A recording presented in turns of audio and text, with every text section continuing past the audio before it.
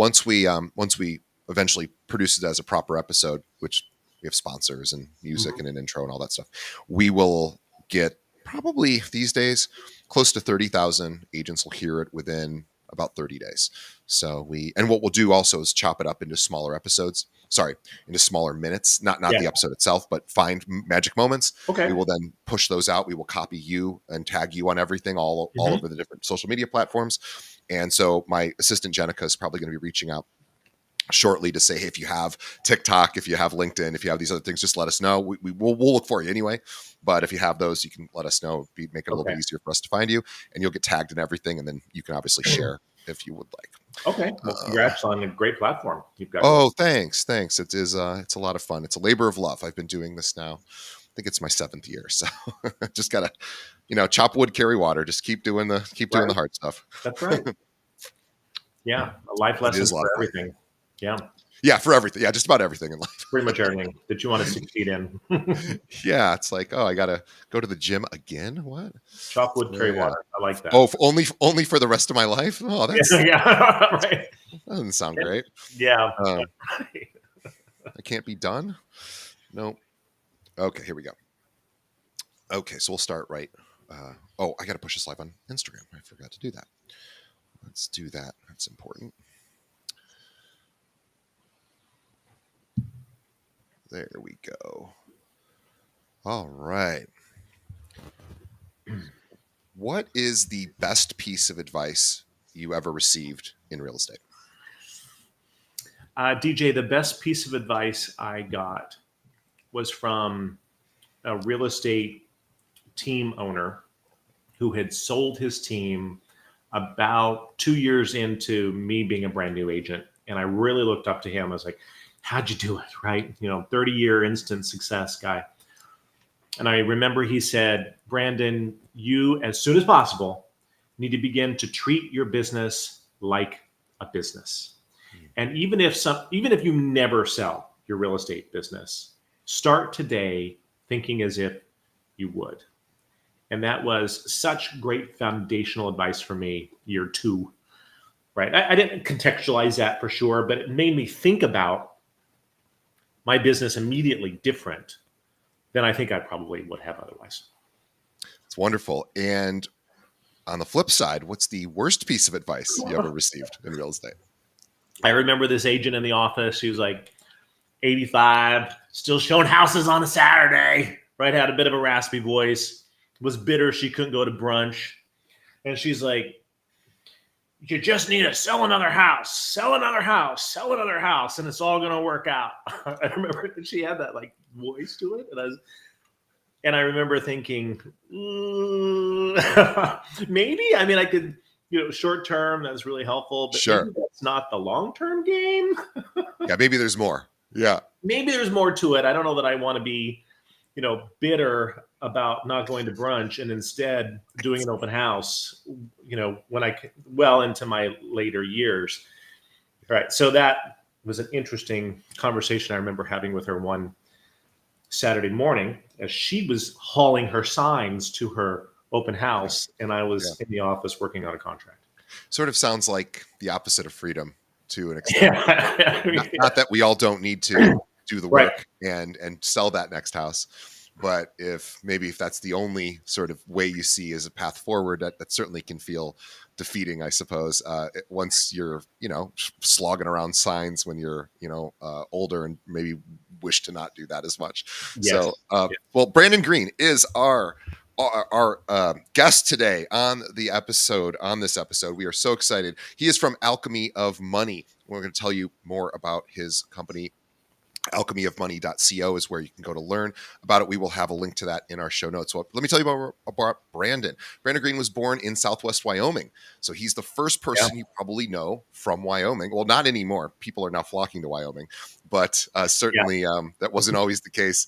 But he grew up in Iowa, which is right next door to where I live in Chicago. And in 1999, he moved to Washington, D.C. with no money, no prospects, no college degree. Luckily, he had a knack for sales, went into real estate in 2001. Today, he's an award-winning entrepreneur and investor committed to helping other real estate entrepreneurs reach financial freedom quicker and with more ease. In 2022, Brandon launched his newest venture, Alchemy of Money, Inc., a tech-enabled financial services company providing bookkeeping, tax strategy, and filing, fractional CFO services, financial coaching, and investments exclusively for real estate professionals. I will break into this for just a quick moment to say, consider getting yourself a CFO for your business. That's called a fractional CFO. If you aren't, you're this massive corporation, you can actually do that with Brandon's help. We'll tell you more about that in a bit. But you might know Brandon from his time co-founding and leading Keller Williams Capital Properties in our nation's capital.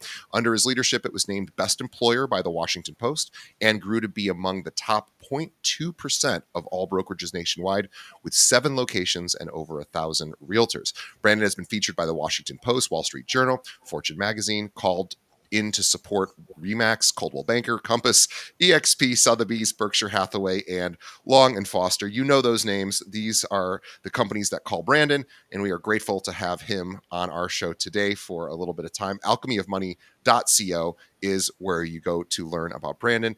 And Brandon, I'm so sorry. Please give your Instagram. Brandon Green Now. Brandon Green Now. We'll have a link to both of those in our show notes. Brandon, welcome. Thanks, DJ. Glad to be here. Very excited to have you. You have been in this industry 25 years, and you've done a lot of really impressive things, for lack of a better word, lots of different things. And, it was funny. We asked Brandon ahead of time, what do you want to talk about? Because you have so much knowledge and so much wisdom. He said, I see agents helping people all day long with buying and selling property, and whether they're primary residents, investors, whatever. And he says, I don't see them helping themselves as much as I'd like to. And I thought, boy, that's a great reminder, even for me too. I'm in this business. How often am I helping myself in that particular journey? Not as much as I should. So We're bringing on Brandon today to talk more about that. But Brandon, let's get all the way back started in 2001 when you moved, from Iowa all the way to DC. By the way, I just went to my very first Iowa football game last year. My girlfriend's family, a lot of them are in Iowa, and we had some tickets that were not being used that week, and I got to see that type of football game, which was really great. And I got to see what they call the greatest. I'm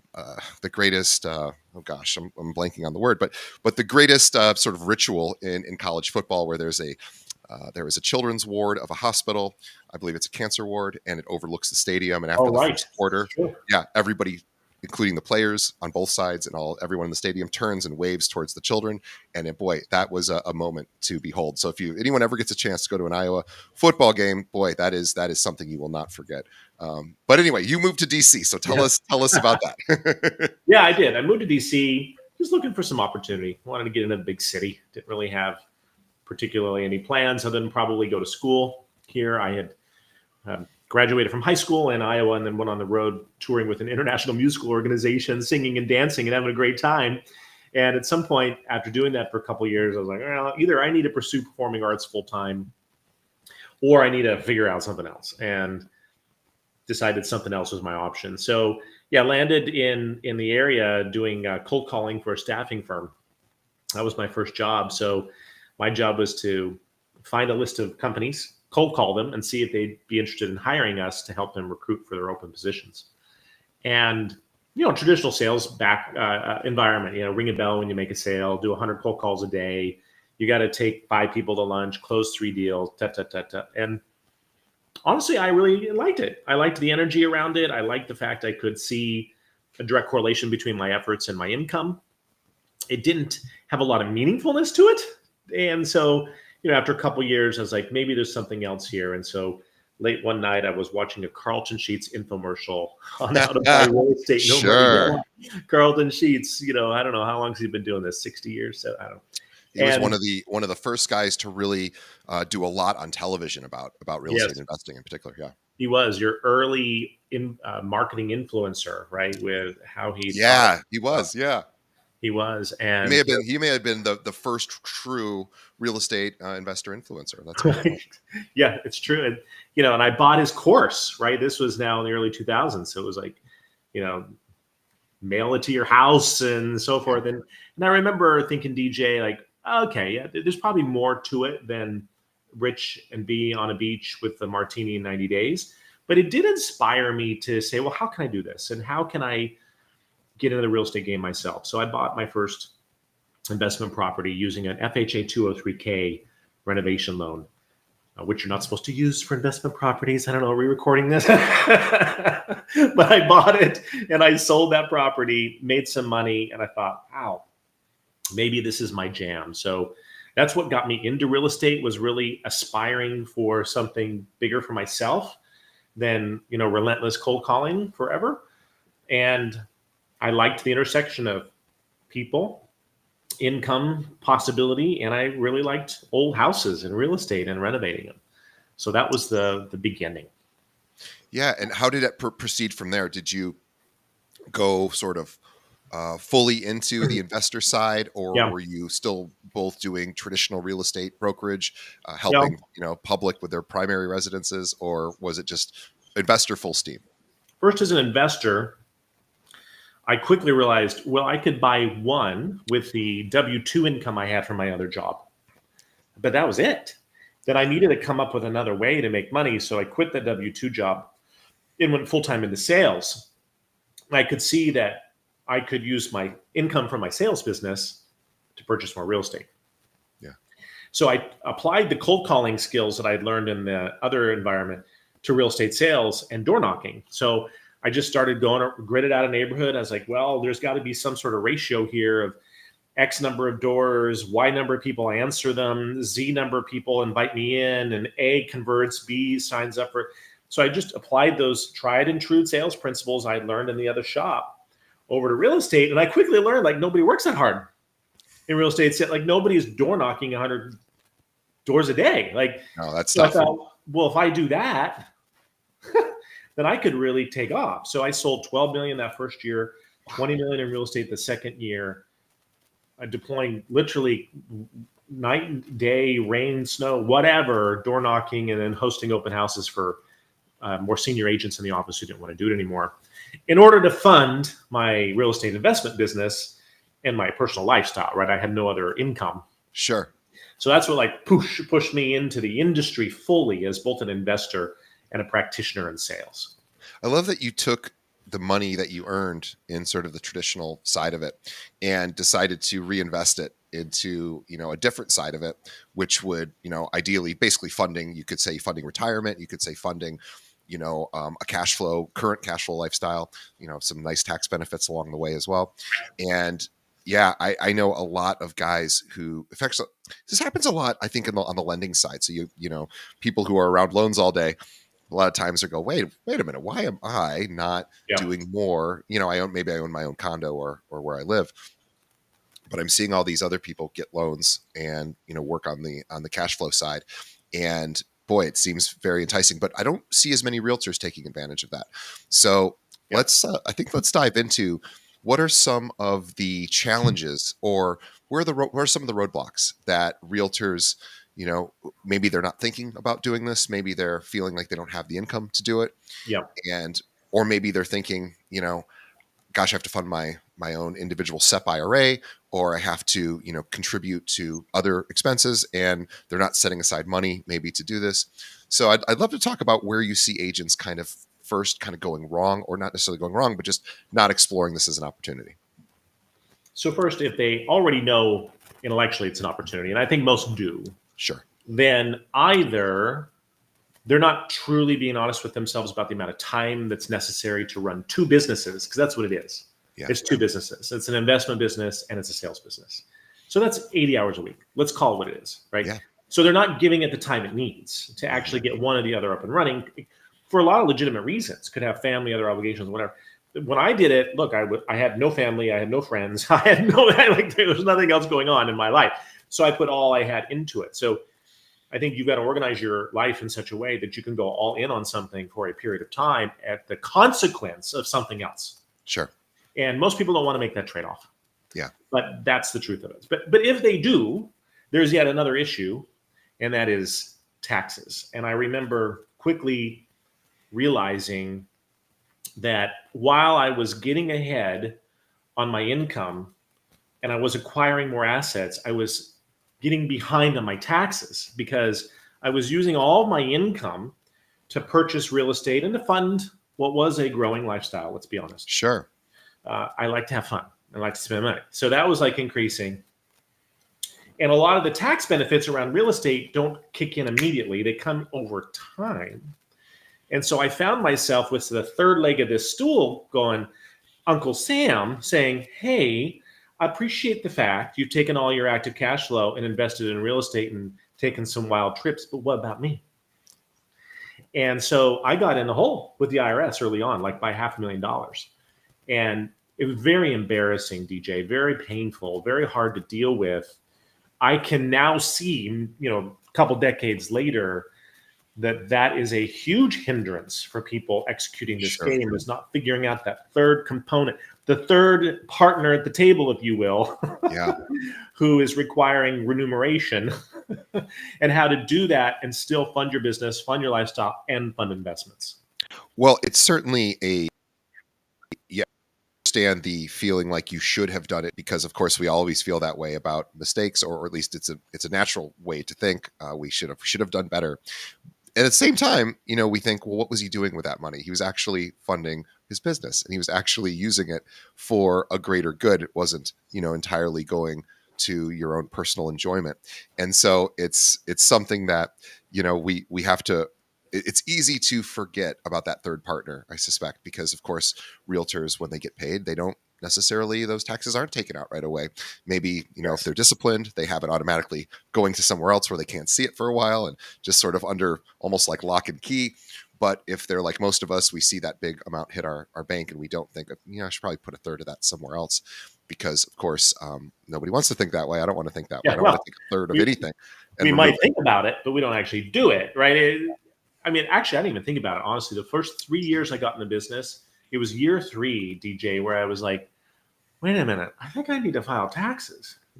Right? Because I had all sales training. I was learning about being a real estate investor, but nobody, I wasn't being trained. I wasn't seeking it out. I'm sure it was available, but I wasn't seeking out business training, how to run a profit and loss statement and manage cash flow. And I wasn't interested in that. I was interested in selling houses, helping people, buying real estate, grow, and the rest is going to figure itself out. And I hit a real wall and realized, oh, shoot, right there. No, you can get pretty far with that energy, but you can't probably accomplish ultimately what you want, because you end up hitting some sort of wall like I did. Right. Yeah. At some point there's, this it's this three-legged stool that third leg is not there, and it's getting wobbly. And all of a sudden now it's the most important leg of the stool, because it's affecting everything else. And again, certainly a relatable topic for a lot of us. I think all of us have, especially when, we're being paid the full amount from our commissions, right to our bank account. It is so easy to not have a disciplined approach to putting that money in sort of buckets. And I've fallen prey to that myself. It's not something that I think anybody cannot relate to. So I think you probably just certainly connected with a lot of people on the call. And then there's the issue of education. We start to think about, okay, well, what, aside from just moving a third of it somewhere else, letting it sit in a money market, and which is fine. But there are other options as well. And, there's ways to maybe reduce that amount that you have to pay. And there are strategies that are, they are afforded to us under the tax code that is not about, trying to, pull a fast one on the government, but actually to take advantage in a positive way of what the government allows us to do, and what the government really sort of encourages us to do in order to fund. And, small businesses are the backbone of this country. We're talking small business. And this is, a lot of times small businesses don't have this understanding. You're out there putting on all the hats, you're in charge of growth, you're in charge of customer service, you're in charge of compliance. And, all of a sudden you have this, I don't have a CFO. I didn't have somebody sort of reminding me to do these things, because I can't do everything. So let's talk about that. So what do you, usually recommend for agents as a way to get started to think about managing their finances more effectively. Yeah. So I remember having this conversation with my financial mentor as I was trying to figure out how to get out of this $500,000 hole, right? He's like, well, and he said just what you said, right? Well, as a business owner, as an asset owner, you have all these tax strategies you can deploy in order to significantly reduce your tax rate. And I was like, well, sign me up. Like, let's do it. He goes, yeah, here's the problem. You don't have any underlying data to actually organize into the strategies. You don't have a profit and loss statement. You're not tracking your expenses by category. You don't have any reconciled bank statements. Like, there's nothing I can do for you because you don't have any of the data. And I was like, oh, right. So that sent me down a 3-year journey. And so what I would say to that, DJ, for anybody who's listening that might resonate with this situation, is most people need to start with better data. Yeah. And the data takes the form of good bookkeeping and an accurate statement of income and expenses reconciled monthly that shows actually what you've got going on. So you can take it to a professional, whether it's at Alchemy or somewhere else, and saying, here's actually what I'm doing in report format. What strategies are available to me? So we like to skip to the strategies, like sign me up for saving $80,000 on my taxes. But the data has to be in a way that can be done. And the other thing I learned that is sort of a cousin to that is the IRS has this like this or that. It's never all or both. So for example, a strategy that many people probably know about is some form of retirement funding to reduce your tax liability, a 401k or an IRA. So the tax code essentially says, hey, you can fund your future and we'll give you tax benefit, but you actually have to put the cash in the account. Right. So you either pay it to us, Uncle Sam, or you pay it to yourself, but you still have to pay it, which means you still have to have the cash to do it. You can't have spent it elsewhere.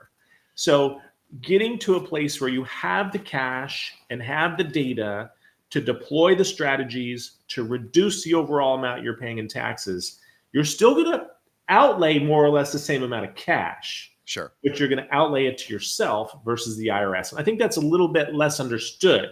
People are like, well, it's just going to be less cash out the door to anybody. Right. And it's actually no. It's less cash to the IRS and more to yourself via investments. Right. But it's still money that has to be invested, which means you still have to have it, which means you still need to run your business well and profitable in order to have the cash to do those strategies. That's a really important distinction. I think that's a nuance that I'm glad you mentioned, which is this: yes, you are, if done properly, and you're in a certain category of income for your business where you can reduce some of that that tax liability, it becomes really easy to see that savings as just extra income that I get to, because I own the company, I get access to. And yes, I guess technically that's true to a degree. Yes, you do have access to that. And yes, you can do what you wish with that. Or you could do what other responsible businesses do and think about, how do we use this to continue to keep my company solvent? How do we use this to maybe grow my company? And how do we just do the responsible thing, which of course is what a CFO's job is to make sure that a company is doing all of the right moves financially for the future. It's like, what's that show that he's like, but it's a write-off, and he's like, David, but a write-off, you have to have the cat. What is that? Schitt's Creek or something? Where he's like, yeah, well, I just write it off. Yeah, like, yeah. No, still pay for it. Right, so. Yeah, you might get 30%, 35% of it back, possibly. But you're still, it's I thought that too when I first started my own business. I was like, wait, what exactly is a write-off? What does it mean? And I had that thought that, I don't have to pay for this. Write it must off. Somehow it's free. No, exactly. Wouldn't that be nice? So tell us about Alchemy of Money. Yeah. So all that experience many years later informed my real passion around this topic. And that passion led to forming a company to help other people go through the journey, hopefully more successfully and faster than I did, around their finances. So today we help real estate entrepreneurs around the country with their bookkeeping, like getting the data, the production of profit and loss reports and balance sheets, and understanding and interpreting what the data is telling you. And then with their taxes, either tax strategy or tax issues or just tax filing, whatever somebody actually needs. So we're running the back end finance of agents and teams all around the country. And it's been really exciting to do that. And so ironic, DJ, like the biggest, like personally, like some of the biggest problems I had early in my career, I now own a company actually helping people do it. I met with a mentor, that same mentor I was actually telling you about a moment ago. I met with him for lunch about 3 weeks ago. And he leans over the table and he goes, "Isn't it funny that you own an accounting firm?" I was like, he's like, "I never had that on my bingo card for you 20 years ago." I'm like, I don't have it on a bingo card for myself. Right. So that's what we're doing, DJ, is we're saying, look, we know agents. There's nobody who knows agents, but like, we know the issues, we know the opportunities, and we help people execute those. I love that. So let's talk about some of the services you offer. Yeah. So the first one is the generation of a profit and loss statement, and saying, let's pull all of your income and expenses together and create a report that tells you how much money you're really making. A lot of people manage their finance through their bank app. Yep. I have cash or I don't have cash. That is completely irrelevant in terms of whether you have profit and how much tax you owe, whether you're running your business well or not. It's no secret. The market's been tough for a while, continues to be.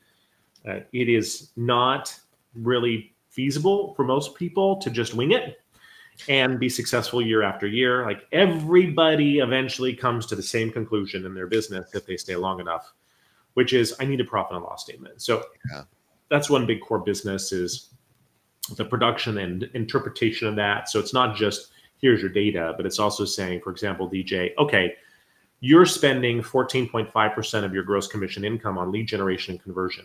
The model for a business of your size is 9.5%. Right. So what are you doing with that extra? Is that needed? What's your return on investment on that? Oh, and by the way, you're paying 5% more of your gross towards compensation in employees than the model. Is that working or is that not working for you? Like, let's have a real discussion around that. So it is back to that first really important, good piece of advice I got early on, which was treat my business like a business. This is how you do that, is through a P&L. So that's one big service is through the bookkeeping side. That is such a really important P&L. It's funny. I've talked to other, sort of tax specialists on the show over the years. They don't really talk profit and loss as much as we're doing now. Not that they don't, I'm sure, wish for everyone to have one, because I'm sure they do. We just haven't talked about it. So I appreciate this conversation because, again, a lot of us do have accountants and we think, okay, well, I've got an accountant and I do have a corporation set up, so I'm paying myself. So I sort of understand I'm doing something with pass-through income, and that's good for me with tax liability. But do I really understand my expenditures? Do I really understand the connection of that to my profit or my revenue? And am I adjusting it according to the benchmarks of other successful businesses, which that I am not doing. I can tell you for sure that I am not doing that. Mm-hmm. And that is something, as you were talking about, I go, boy, I wonder how much I pay in different, I have assistants and I have different expenses, and I just pay them because I pay them because that's what they charge. And it seems to be the right amount. But do I really know what percentage of that to my overall revenue is? I don't. And it just doesn't, it's like, it's never seemed that important, but of course it's important. And it's important for any business to understand, what you're paying out. So I am going to work on that myself. So thank you. And I'm sure you've probably inspired a lot of us to do it. I think a distinction that's worth making is most people have a profit and loss statement for tax purposes only. Sure. Which is fine. And it's helpful to help your tax filer file your taxes. But I'm talking about something entirely different. This is a business P&L. A living, breathing document that updates. Yeah. I have one once a year. I see it. I see what I have it. Check. Like, okay. Yeah, done. But then it's never thought about again until the next year when I have to give her all of the revenue and expenses, and then she creates another one.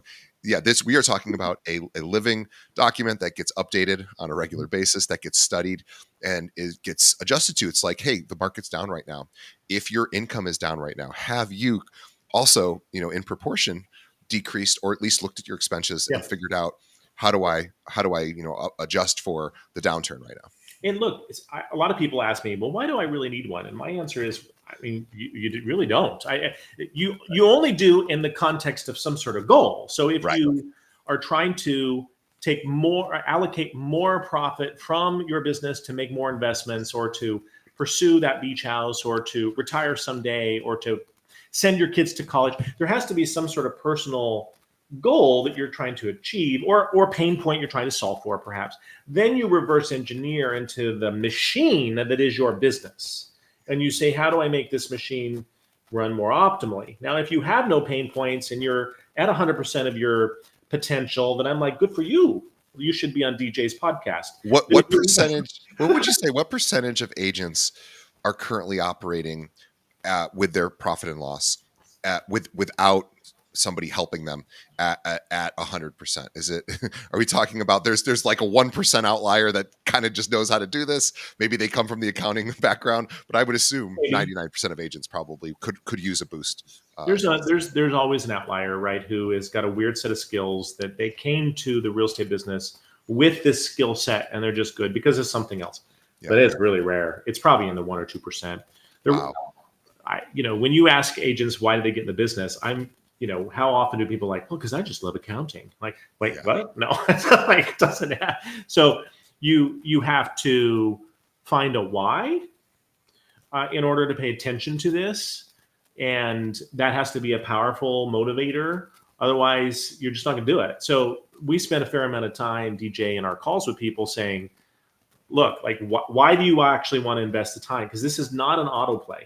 This isn't like, you actually have to engage in this process, or you're going to get a report that you're not going to do anything with. So why even get the report, right? So there is some sort of corresponding, I'm trying to grow my business. I'm trying to buy X number of real pieces of investment property. I'm trying to, like, what are you working to achieve, and how can the business run more transparently and optimally help you do that? And I think we should talk just briefly about the psychological benefit of having this information and tracking it and adjusting it on almost a daily basis, with something like a QuickBooks or, whatever software or system one might be using, or working directly with a fractional CFO or some sort of partner, because this is, what we're really talking about is a little bit of pain up front, a little bit of, okay, I got to take a good look in the mirror myself, completely naked, which isn't always the most fun thing for any of us to do. But as a result of that, I am going to understand, I'm going to feel now more in control of my destiny. Yes. I'm going to understand what needs to be done. And it's not going to be as sort of at the end of the month, I look and I see my bank account is going to be more, it's going to be more reliable. What is in there, what isn't in there, where it's going. And I'll know what I can afford to spend for my personal use, my business use, and what I need to save and where I need to save it. And there's a tremendous amount of satisfaction in just kind of knowing the plan. And it's a lot easier, for example, for me, when I wake up and I have all my meals prepared for the week, or even just for that day, and I get to work. I don't have to think about it. Yeah. Every Saturday I have to cook. I have to cook a bunch. I have to plan this out. Or Monday noon, 12 o'clock, I start to think, what am I going to have for lunch today? And then I have to make that decision. And it's like, but I want to eat healthy. But I don't want to eat healthy right now because I'm stressed. But I want to, it becomes this sort of battle. And it's like, if I just have my meal prepared, I don't have to make that decision. Mm-hmm. I've already decided in advance it was a healthy option. And all I have to do is execute the plan. I have to actually just execute this healthy option. And, sure, you allow yourself some wiggle room there. But for the most part, you're like, okay, one less hard decision to make. And that feels powerful and it feels easy. And it allows me to then take that mental energy, that finite amount of motivation and discipline that we have each day, and then apply it elsewhere. So it really is kind of similar to that, maybe for a lot of us. And so if we're willing to do that for our own physical health, right, maybe we should consider something like that for our financial health. Yes. And most of the time, people are come to us because of some sort of external thing. Yeah. The top two probably are, I want to make a hire, and be it a first hire or a 15th hire, I want to make a key hire and I want to know my business is ready. And because I don't want to let that person down. A lot of us are willing to let ourselves down, interestingly, but we're not willing to let somebody else down. So maybe you're okay flying by the seat of your pants, but when you bring in a bunch of people, you're not willing to do it anymore. So there's this inflection point around hiring. We met with somebody the other day who's bringing in a COO, big hire, big salary. They're like, can I afford it? That's a trigger. Or the other trigger is I'm paying too much in taxes. I know it. And/or I have issues with the IRS. And those are the two things externally that are generally bringing people to this next level conversation in their business that leads to questions around P&Ls and tax strategies and figuring out how they move things to the next place. Well, and if we think about, again, this sort of psychological pressure of those two scenarios of I want to grow and I want to make sure I can afford to grow in this particular way. Yep. Can I do this? Is this a financially wise decision? Yeah. And then the other way is I've got this pressure on me to fix something that maybe wasn't done perfectly in the past. And both of those, boy, they feel totally different just talking about them, don't they? There's one feels like a heavier weight. The other feels like an opportunity that maybe it's not the perfect right time for this, but they'll tell me that. But at least I know, and at least I don't have that weight on me going, oh my God, how am I going to make payroll this month? Yeah, exactly. So, look, we do bookkeeping and taxes, but what we really do is help people sleep better at night. Yeah, that's it. By giving them the clarity they need to run their business in the aim of their goal, whatever that is, and to do it more efficiently, more effectively, with more profit, to be able to increase their net worth. And like we started early in the conversation, actually buy some of these amazing houses that they're selling on behalf of other people, or be in a position to do it if they actually wish to, versus just aspiring and wishing someday that they maybe could be as successful as their clients are and own those amazing assets.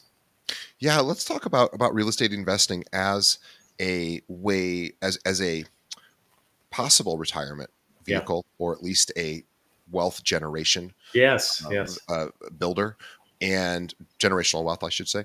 And the idea that, home prices have historically, again, past results do not equal future performance, but that historically the values of homes have trended upwards over time, over long swaths of time. And so is the market, the equity market in particular. But we know there's dips in both. And right now we're experiencing a dip in, I guess, in both sides. But, there are other alternatives to just 401k investing. There's certainly reasons to do them. And obviously, lots of us do sort of traditional equity bond investing for our financial retirement. And then there's other group of people that do that and can contribute to investments and see that as a retirement vehicle. Yeah. So I'm curious to know, where do you see, not that there's one or the other, but that maybe explain to our audience why that second vehicle is something that's often considered as a retirement vehicle. Yeah. So I have a couple thoughts on this, and some of them are counter popular, but look, as real estate people, we often over-index in real estate because we like it. We're good at it. We see it. It's handleable. It's touchable. You can do stuff with it. But when I look across my success and failures, and those are the people I see a number of people who do well in real estate and buy and hold, but I see just as many, if not more, who don't, because they underappreciate the fact that you're buying an asset that has big expenses, and one air conditioning going out in one single family rental property in pick your state could tank your return on investment for 3 or 4 years. Sure. So I love real estate, and I think real estate needs to be part of a broader, balanced strategy around wealth creation that needs to be guided by clear professionals who understand what they're doing. And as real estate professionals, I'm talking to specifically, we probably need to think even more carefully about other things other than real estate too. Sure. And to make sure that we're, being logical about it. Finally, I'll say my experience was, and I see it for a lot of people, is the underappreciation that when you do choose to invest in real estate, and I built a fairly substantial residential real estate portfolio, I realized it became its own business. Sure. It wasn't actually an investment per se. It was a Right. business. Yeah. And the distinction is an investment, I'm using my money to make money. A business, I'm using my time and my money to make money, heavy on time. Yeah. So I got up to, I think, 20 residential units. And I was like, whew, holy jumping. And I personally, this was not investment advice. It's just my personal desire. I was like, I want to sell these over time and move those money into commercial properties Sure. and other kinds of investments so that I am focusing my time on my active business efforts and my money on leveraged opportunities that don't require much time at all. So it's a great real estate investing is a great place to start. It's a great place to learn, but it's also a great place to be thoughtful about how much time, effort, and money you're putting into the space vis-a-vis other opportunities and make some smart decisions versus I've got a real estate guy hat on. I'm therefore only going to invest in real estate. Right. And I appreciate you sharing what are called, and again, please correct me if this isn't what you were referencing, but commercial real estate sort of investment transactions could be known as syndication deals. Yes, sure.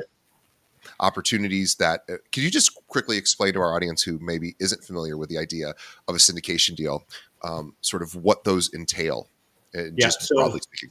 look, you can, I would explain it this way. You can take your own money and your own lending capacity and buy something directly.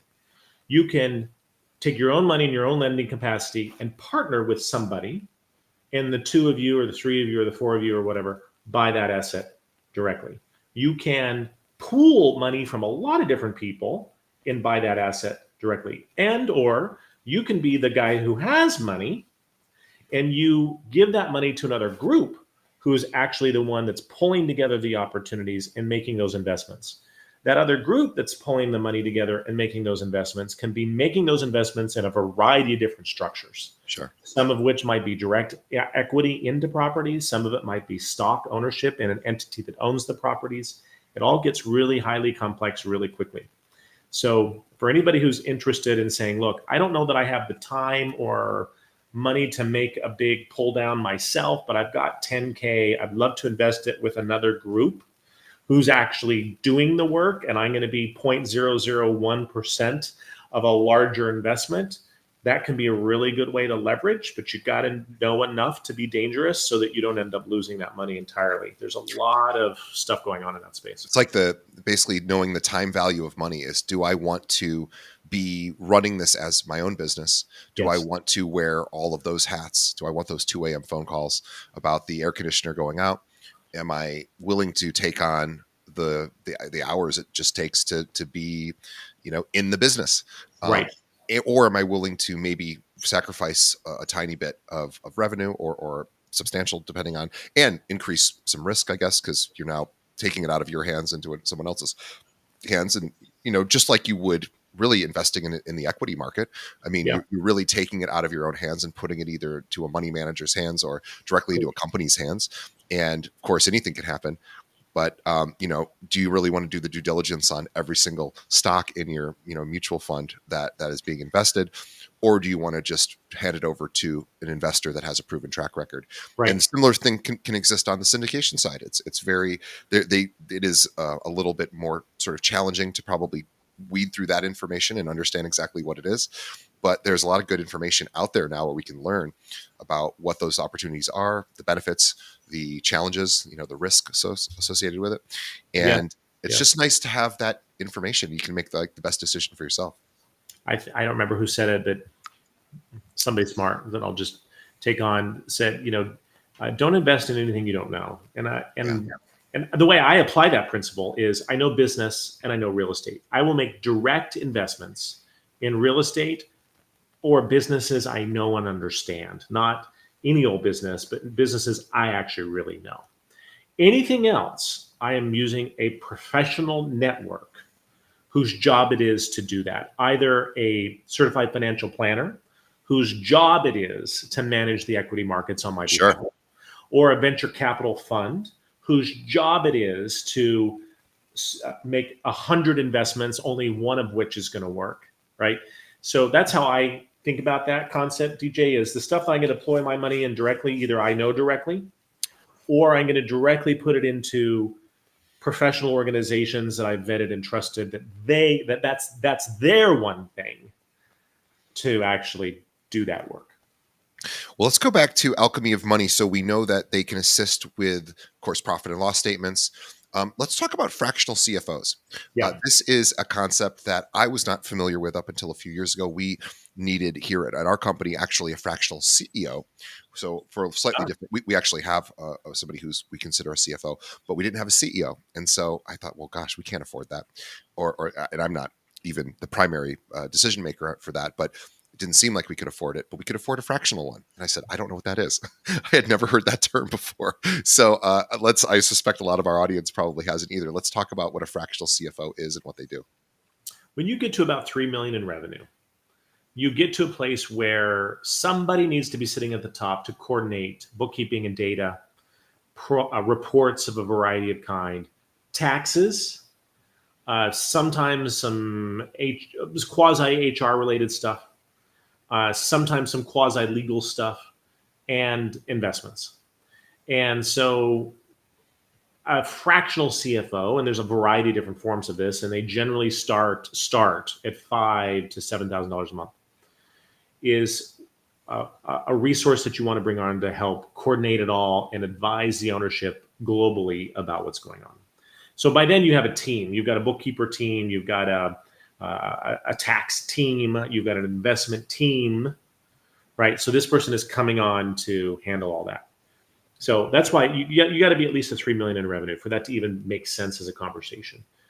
Most people will bring on a fractional CFO above that, but that's usually where the conversation is had. Below 3 million, it's you as the owner of the business working on that team, making sure that the bookkeeping and taxes are being handled well, that you've got a really good financial planner, that you've got an amazing attorney, and you've got a cadence of meetings that you're meeting with that team with throughout the year.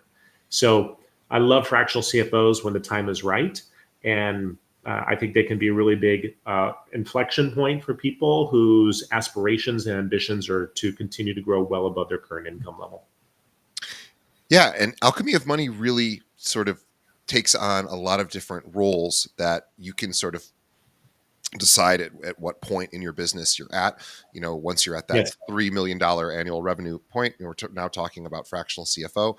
If we're at the several $100,000 annual revenue rate, we are now talking about another level of service. But at any given level, you guys have professionals to assist. Yeah, and I'll give you the levels real quick. Generally worth, if you're up to $250,000 in gross commission income, you're still in sort of a DIY mode, right? You're probably, you got your brother's uncle's cousin, or you're doing it yourself, or you're in QuickBooks on Saturday. Like, you got to probably DIY most of it, right? Except for maybe your taxes, but you don't have very complex taxes yet. Right. When you go from 250,000 to, let's call it $1.5 million, then you got to get a bookkeeper on board, and you got to get a strategic CPA on board.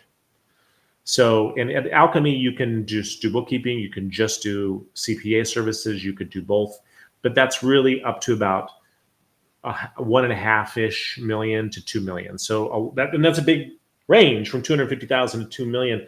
But that's where the business is maturing. That's when your revenue streams are maturing. That's when you need these bookkeeping, CPA services to really be robust in that period of time.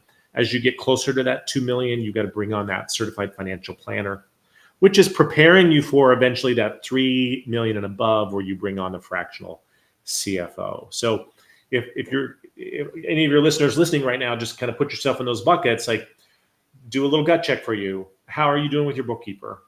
Like, are you getting monthly profit and loss statements? Do you know what they say? Is that working for you? Are you making good decisions? If yes, great, continue on. If no, work on that. Next, are you paying your taxes quarterly? Are you getting strategic tax advice in a written report? If not, work on that for the next couple of years, right? If you are, great, move up to financial planning, right? So there is a sequence to this. Sure. And you don't just like throw it all on at once, right? You got to build these expertise within your world over time. I love this idea of just getting so granular with this, which a lot of us, as real estate professionals, maybe we're data people and we like looking at spreadsheets and we really appreciate evaluating the numbers. And then some of us are more maybe on the people side where we're good at, the sort of interpersonal stuff where we're able to close deals, build relationships. And this idea that you probably can't be ultra strong in both. You're probably stronger in one than the other, which is just, the way our brains are wired up and our personalities are developed. And the cool part is we can get people to help us with the stuff that isn't either fun to do or easy to do or just stuff we want to do. And we can find people to assist. Look, we have a doctor that checks if we're responsible, checks all of our, does a full blood panel once a year and tells us what condition of health we're in. We know, and if you have a good physician, they're going to say, on the next year, I want you to focus on 1, 2, and 3. Do those things, more exercise, less whatever. And, that's really helpful because I can look at my physical being and say, I think I know what condition it's in. Of course, I can't look under the hood. I can just see the external stuff. And it gives me some sort of idea of what's going on inside, but not all the information. And I can go to this professional for a relatively inexpensive amount of money and say, let's look at everything inside. And then you're pretty wise, so you tell me what I should do. And, if you do this with mechanics, if you're smart, you take your car in once a year, whether it's broken down or not. And you say, what's going on with it? Do I need to do anything? And you can wait till it's broken down, and then that becomes a lot more stressful. And so we're really talking about, this is adding this into this sort of overall team. Yeah. Some people do this with, some people have therapists to deal with their own emotional well-being. We have all sorts of team members. And I love this because on the financial side, I love the idea of not wondering if I can afford something. I like the idea of an opportunity comes my way because we're real estate people. We see a real estate investment opportunity that we know is going to have cash flow, or it's just going to be it's great deal. For whatever reason, it's like, oh, I have the information that knows that this is a really good deal. Someone's going to get a really good deal. And instead of saying, can I afford to do it? We just go, should I do it? Should I do it right now? I want to do it. I want to do it. I see it. And versus a business going, we either can afford to do this or we cannot afford to do this. And we have the data to support either of those decisions. That's a position of power. It allows us to more sort of, I think, from a wiser perspective, from a higher level of intellection, to make these decisions, not so much based on the emotion of how exciting it is and how cool it is to buy the new shiny thing, but to actually understand, is this shiny thing in our best long-term interest? Can we do this? And you're talking about hiring. This is a perfect example. So we all want more help. Can we afford more help? That's the first question. And it's not just, well, I've got money in my bank, so yeah, I can, because maybe, you haven't been able to look to see exactly what's going out the door. We think we know what's going out the door, but boy, I don't. I need somebody to look at that once a month and look at my expenditures. And I pay somebody to do that and to say, hey, you spent too much money in entertainment this month for personal use. I have somebody looking at my personal expenses and really saying, you're going out to eat a little too much. I don't like to hear it, but I need to know it so that when I'm like, oh, I want to go out to eat because there's this new restaurant, I now know, well, I have a budget for that. I know how much I can spend in a month. And there's actual power in that. As much as I don't want to be a big boy and play by the rules of the, whatever the actual, rules that are there financially to help to support me, I need to, or else I'm going to put myself in a position of increased stress, and it's going to affect every other part of my life too. So this is a real opportunity for all of us to add someone to our team if we don't have one. And Alchemy of Money is happy and we'll tell you if you're ready for their services or not. And if you're not, they'll tell you what to do to get ready. Correct. And this is a position of power. You will feel better about yourself. You'll feel better about your sort of future, and you'll think of your business more like an actual business, because every successful business has these processes in place. Yes. So yeah, maybe you don't have it today, but now's the day to think about making that first phone call, setting up that meeting, and saying, I want to be in business for the next 15, 20, 30 years. Mm-hmm. I want to also build something that eventually can support my retirement. I want to make sure I'm not overspending. And I want to make sure that, I'm taking advantage of all the tax opportunities that are afforded to me. So alchemyofmoney.co is where you go to learn that. Tell them that you heard it here, and we appreciate that. Brandon, such a pleasure. I Thank you, BJ. could not be more appreciative. Brandon Green Now is where you find him on Instagram. We will have a link to that in the show notes. But alchemyofmoney.co is his company. He works with real estate agents and entrepreneurs all over the country, helping them do this. He knows he does this because he needed that help himself.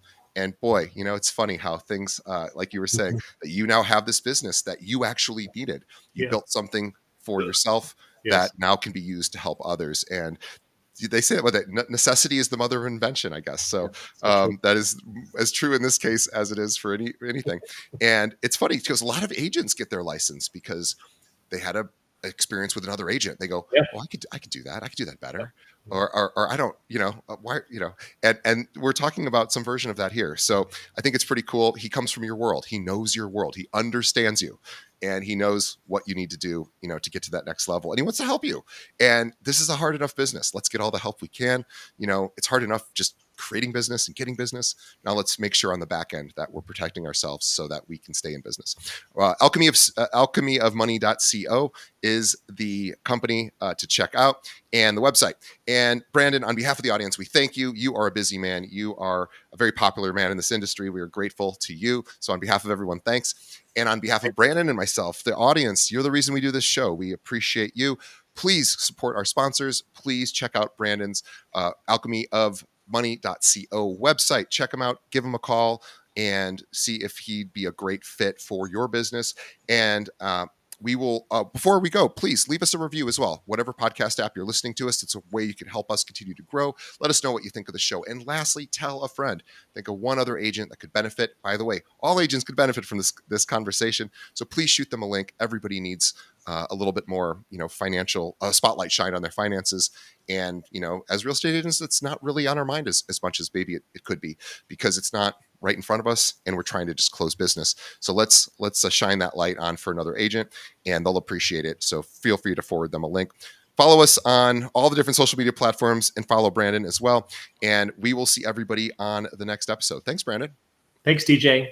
See you later.